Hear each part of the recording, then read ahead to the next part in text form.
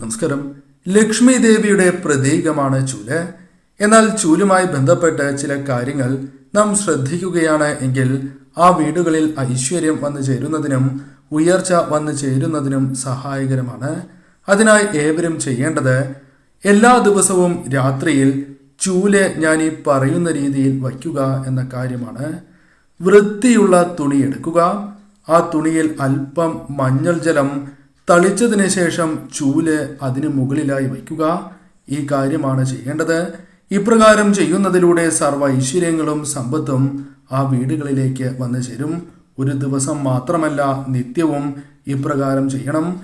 ചൂല് വയ്ക്കേണ്ടതായ ദിശ എന്ന് പറയുന്നത് വടക്ക് പടിഞ്ഞാറ് അല്ലെങ്കിൽ പടിഞ്ഞാറ് ദിശയാകുന്നു. ഈ ദിശയിൽ ഇപ്രകാരം ഞാൻ പരാമർശിച്ച രീതിയിൽ തന്നെ വയ്ക്കുക. സർവ്വ ഐശ്വര്യങ്ങൾ തന്നെ വന്നു ചേരും.